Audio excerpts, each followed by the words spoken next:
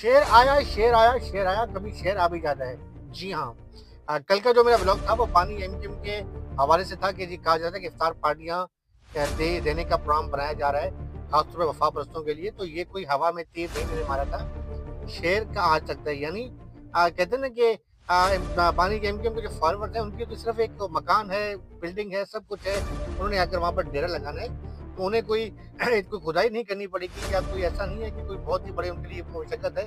बस green signal मिलना है और उन्होंने आ जाना है। बाकी आज के हवाले से जो जो खास जो बात है कि मुस्तफ़ा कमाल और गवर्नर कामरान खान डिसोरी के हवाले से जो बात चल रही थी, मेरे ख्याल में वो रिमोट कंट्रोल जो दोनों को कंट्रोल कर रहे हैं, चाहे वो फैसल वाडा हों, चाहे वो मुस्तफ़ा कमाल हो या गवर्नर कामरान खान तिजोरी हो, उन्होंने मेरे ख्याल में मामला सुलझा दिया है। अब शायद मुस्तफ़ा कमाल को मिनिस्ट्री मिल जाएगी और गवर्नरशिप भी महफूज रहेगी।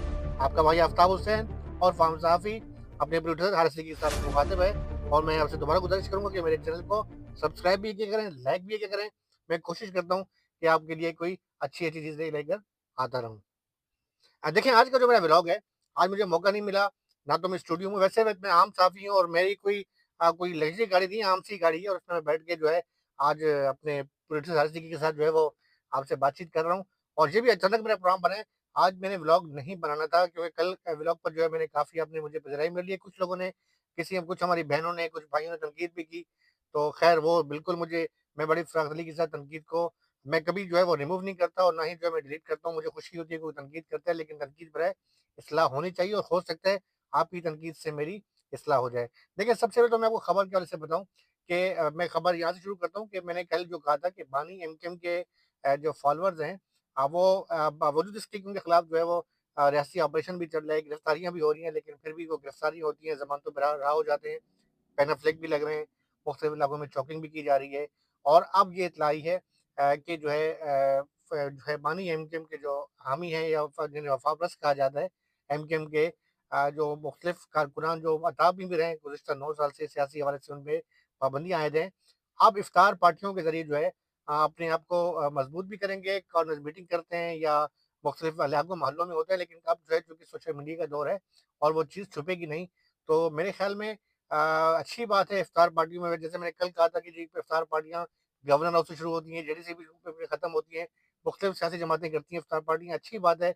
कुछ लोग अपने जो है वो ताल्लुकात को मज़ीद वसी करने के लिए इफ्तार पार्टियाँ करते हैं, कुछ जो है वो बाकी जो है उनकी नीयत जो है वो साफ़ होती है और अपने पार्टी के जो है कारकुनान है उनकी हौसला अफ़ज़ाई के लिए करते हैं और एमकेएम का तो ये एक पुराना जो है बड़ा पुराना तरीक़ाकार रहा है कि उन्होंने इफ्तार पार्टियाँ की, हमें याद है जब हम मीट करते थे, तो 9 पे एमकेएम की जो है वो इफ्तार पार्टियाँ होती थी और हमने बड़ा देखा वहाँ पर बड़ी नज़्म-ओ-ज़ब्त भी होता था। तो मेरे ख़्याल में ये इत्तलात भी चल रही हैं कि बानी एमकेएम के जो वफ़ा परस्त हैं, उनके हौसले बढ़ाने के लिए जो है इफ्तार पार्टियाँ की जाएगी। लेकिन इफ्तार पार्टियों से पहले शायद कोई और पार्टी ना हो जाए। ये पार्टी मंज़िल भी दे सकती है और बहरहाल मैं आपके हौसले वो नहीं करूँगा कि मैं आपको मायूस करूँ। ज़ाहिर है मेरी बड़ी तादाद जो है मेरे फॉलोअर्स की जो है वो बानी एमकेएम के हामियों की है और जिन्हें वफ़ाप्रस्त कहा जाता है। तो मैं अक्सर आपको कहता हूँ कि आपके लिए मंज़िल भी है, कुर्बानियाँ भी हैं और मेरे ख़्याल में कुर्बानियाँ देना सियासी कारकुनों के लिए जो है कोई बड़ी बात नहीं होती है। वो इससे जो अपना ना सिर्फ़ इस पे फ़ख्र करते हैं बल्कि जो क कैद काट के आते हैं, जेलें काट के आते हैं, उनके उन कारकुनों की एक बड़ी अहमियत होती है और इन्हें सियासी कैदी कहा जाता है और दुनिया भर में सियासी कैदियों को जो है एक अहम अहमियत दी जाती है। अब मैं आता हूँ दूसरे मुद्दे की तरफ कि जो एक मामला चल रहा था गवर्नर सिंह कामरान खान डिसोरी के हवाले से और मुस्तफ़ा कमाल के हवाले से मुख्तलिफ सोशल मीडिया पे इत्तला चल रही थी। 1-2 चैनल्स पर भी खबर चली थी कि शायद मुस्तफ़ा कमाल साहब को अहम ओहदा दिया जाने वाला है। और उस ओहदे से के बाद जो है, वो शायद उनके लिए सियासी सरगर्मियाँ जो है वो खुल के सरअंजाम ना दे सकें। अब हम अगर इस पे बात करते हैं तो वो ओहदा घूम फिर के गवर्नरशिप पे आता है कि भाई गवर्नरशिप भी एक वो ओहदा होता है कि जब आप वफ़ाक का नुमाइंदा बन जाते हैं तो कोशिश होती है कि वो सियासी सरगर्मियों में हिस्सा ना लें। अगरचे कामरान खान ढिल्लों साहब जो है इन तमाम चीज़ों से अलग-थलग हैं, वो एमकेएम राब्ता कमेटी के इजलास में पहुँच जाते हैं, वो अपने गवर्नर हाउस में जो है सेक्रेटरी जनरल इंचार्ज को बुलवा लेते हैं। वो इस मामले पे करें लेकिन बहरहाल डॉक्टर शकील जो थे, वो काफ़ी गवर्नर बनने के बाद जो है एक हद तक उन्होंने एक रखा हुआ था। हाँ, राब्ता कमेटी के लोग कुछ मिलते थे, उनसे राब्ते होते थे, लेकिन इस तरीके से खुला जो है सियासत में नहीं थे और कमरान खान ढिल्लों साहब हैं जो कि वो अवामी गवर्नर हैं, अवामी उनका एक तर्ज़ अमल है, तो बहरहाल उस लिहाज से जो वो बहुत ज़्यादा एक्टिव हैं और अपनी ख़ास तौर पे एमकेएम के हवाले से। तो बहरहाल इत्तलात ये मौसूल हो रही हैं, जो हमारे मुसद्दक़ ज़राए बता रहे हैं कि मुस्तफ़ा कमाल साहब वाला जो मामला है, और ये तो आप भी जानते हैं, मैं भी जानता हूँ कि गवर्नर साहब हों, फैसल वाडा साहब हों या मुस्तफ़ा कमाल साहब हों, यकीन तौर पे दो तीनों जो हैं वतन उनकी एक अपनी शख्सियत है और जो कुछ भी है वो काम कर रहे हैं या जिस तरीके से भी है।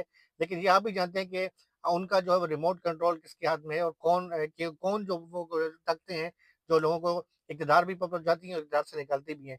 तो मेरे ख़्याल में वहीं से जो है इत्तलात उन्हें जो है बता दिया गया कि बस आपने जो है आपको वज़ारत दी जा रही है, बस आप खामोश उनको कोई वफ़ाकी वज़ारत अहम वज़ारत दी जा रही है, उन्हें वज़ारत मिल जाएगी, गवर्नर साहब की गवर्नरशिप रहेगी और मेरे ख़्याल में मामला जो है वो मुझे लग रहा है कि काफ़ी बेहतर होता नज़र आ रहा है और शायद गवर्नर साहब की इत्तला ज़रूर चल रही थी कि गवर्नरशिप उनकी खतरे में है, लेकिन मेरे ख़्याल में अब तक कोई ऐसे आसार नज़र नहीं आ रहा है। हाँ, ये बात अलग है कि जो इख्तिलाफ था चल रहा था वो मैं अब भी क्या इस बात पे कह रहा हूँ, ना सिर्फ मैं कहता हूँ बल्कि तमाम जो हमारे दर्जनिगार हैं जिनकी गहरी नज़र है सिंध की सियासत पे ख़ास तौर पे एमक्यूएम पर, वो बाबंग दखल कहते हैं कि इख्तिलाफ़ात जो हैं वो चल रहे हैं। फिर मैं एक आपसे दोबारा एक बात करूँगा कि आज के व्लॉग के हवाले से ही कि किसी हमारी मेरी बहन ने या भाई ने शायद मैंने गौर नहीं किया था उसने जेडीसी का ऐसा मैंने तनकीद नहीं की थी भाई, मैंने तनकीद पर असलाह की थी, मैंने सिर्फ आईफ़ोन की बात की थी कि भाई आईफ़ोन आप दे रहे हैं, कितने लोगों को आईफ़ोन देंगे? वहाँ तो पूरा नुमाइश से लेके वो कहाँ तक लोग बैठे होते हैं, इतने आईफ़ोन कहाँ से लाएँगे आप? कुरअंदाज़ी करेंगे, क्या करेंगे? और मेरे ख़्याल में और मैंने उससे बात की तो नीचे किसी ने कमेंट्स किया कि जी आम सहाफ़ी को जो है वो दिया जाए, आईफ़ोन का को गिफ्ट किया जाए। तो मेरा कहने का मैं आपसे दोबारा ये कह रहा हूँ कि भाई मुझे कोई आईफ़ोन की लालच नहीं है और अल्लाह का लाख-लाख शुक्र है कि मैं अपनी सैलरी पे एक चैनल्स के लिए काम करता हूँ। मुझे अपना एक मैं सहाफ़ी हूँ और मैं अपने रिज़्क़ हलाल कमाता हूँ। बाकी रहा मसला जो आपने इसकी बात की है जेडीसी या गवर्नर ऑफ की कमरान हसन रसूली साहब की, तो देखिए जेडीसी जब बनी थी मैं उस दौर से जेडीसी को ज़फर भाई को जानता हूँ, ज़फर भाई से मेरे उस दौर से पुराने बरस में जब हमारे इलाके में वो आते थे और नई-नई जेडीसी बनी थी और जेडीसी उनसे पहले एक बड़े मारूफ आलिम दीन हैं, जिन्होंने इसकी बुनियाद रखी थी। वो अब उस फ़हरिस्त में नहीं है, वो अलग हो गए। क्यों अलग हुए? क्यों उनका अपना मसला है। हाँ, जानता मैं ज़रूर हूँ, लेकिन मैं इस बात को सामने नहीं लाऊँगा, क्या ज़रूरत है खामख़ा एक मसले की, वो बहरहाल जो फलाही काम कर रहे हैं, मैं उन्हें सलाम पेश करता हूँ। लेकिन मैंने ज़फर भाई से सिर्फ़ एक बात की थी और फिर इंचोली के अंदर मेरे काफ़ी दोस्त हैं, बहुत दोस्त हैं मेरे, क्लोज़ फ्रेंड हैं, जो मुझे एक-एक बंदे की मतलब मुझे बताते हैं कि ये बंदा क्या था, कैसे आया, कौन है, क्या है। तो मेरे ख़्याल में मैं किसी ज़ातियात पे नहीं जाता। हाँ, मैं एक रिस्पेक्ट करता हूँ ज़फ़र भाई की कि जो वो काम कर रहे हैं, जिस तरीके से डायलिसिस सेंटर कायम कर रहे हैं और काम कर रहे हैं, नो डाउट। लेकिन मेरा सिर्फ़ एक गुज़ारिश थी कि भाई आईफ़ोन के हवाले से उसका कोई तरीका आसान कर दें। सहाफ़ियों को ना दें, जो भी आम लोग हैं, जो स्टूडेंट्स हैं हमारे, जिनको ज़रूरत है, उनके तो उन तक कोशिश ये करें कि आप तक जो है रसाई देखिए गवर्नर साहब से हर बंदा रसाई नहीं कर सकता। बेशक उन्हें घंटा लगा दिया, लेकिन इतना आसान नहीं होता गवर्नर से मिलना।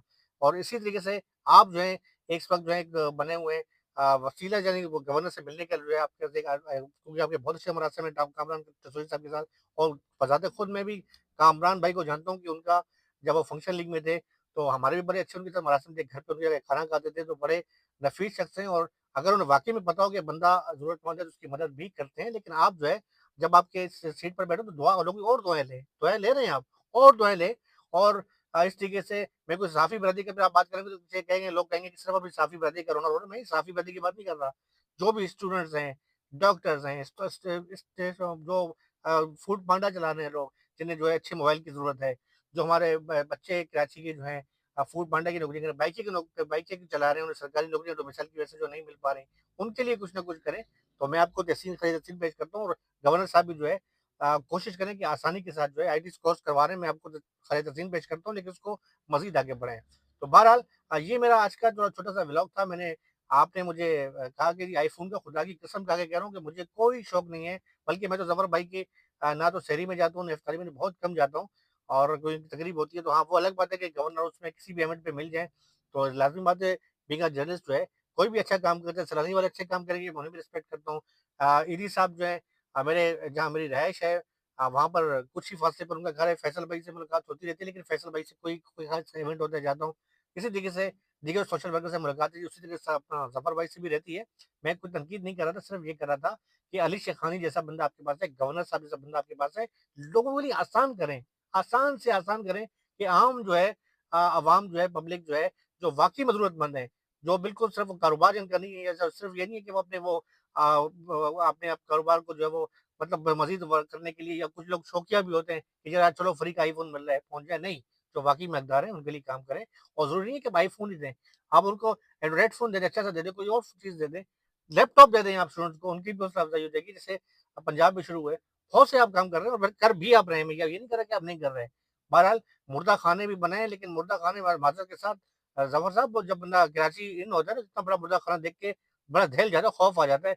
और आपने जो वीआईपी जगह पर जो है, यकीन तौर पे जो मुर्दा खाना बनाया है, मेरे ख़्याल में आप ही के ताल्लुकात हैं। मैं आपको सलाम पेश करता हूँ कि ऐसी अहम जगह पे मुर्दा खाना बनाना। लेकिन बहरहाल अल्लाह ना करे कोई कराची में कोई ऐसी नागानी आफ़त आए, तो यकीन तौर पे उस वक़्त तो ख़ैर मुर्दा खाना काम लाज़मी आपके लोगों के काम आएगा।